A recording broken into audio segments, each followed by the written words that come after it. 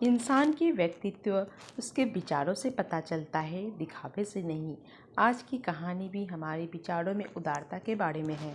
एक खूबसूरत महिला विमान में प्रवेश करती है और अपनी सीट की तलाश में इधर से उधर नज़रें घुमाने लगती है। उस महिला ने देखा कि उसकी सीट एक ऐसे व्यक्ति के पास आई है जिस व्यक्ति के दोनों ही हाथ नहीं हैं। खूबसूरत महिला को उस अपाहिज व्यक्ति के पास बैठने में हिचकिचाहट हो रही थी। महिला ने एयर होस्टेस से बोला कि मैं इस सीट पर सुविधापूर्वक यात्रा नहीं कर पाऊंगी, क्योंकि मेरे पास की जो सीट में व्यक्ति बैठे हुए हैं उनके दोनों ही हाथ नहीं हैं।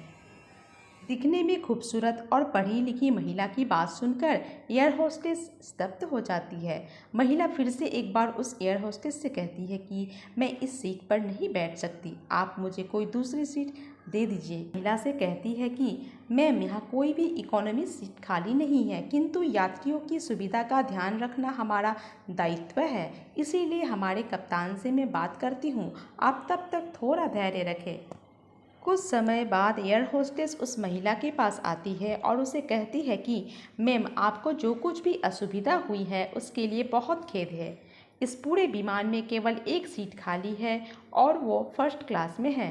एयर होस्टेस की बात सुनकर खूबसूरत महिला बहुत ज़्यादा खुश हो जाती है, लेकिन वो महिला अपनी तरह से कोई भी प्रतिक्रिया व्यक्त करे उससे पहले एयर होस्टेस उस अपाहिज व्यक्ति जिनके दोनों हाथ नहीं थे उसके ओर बढ़ गई और उससे विनम्रतापूर्वक पूछा, सर, क्या आप फर्स्ट क्लास में जाने के लिए तैयार हैं? क्योंकि हम नहीं चाहते कि आप एक अशिष्ट यात्री के साथ यात्रा करके परेशान हों।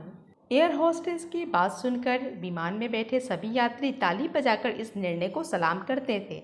वो खूबसूरत महिला शर्म से नजरें ही नहीं उठा पा रही थी।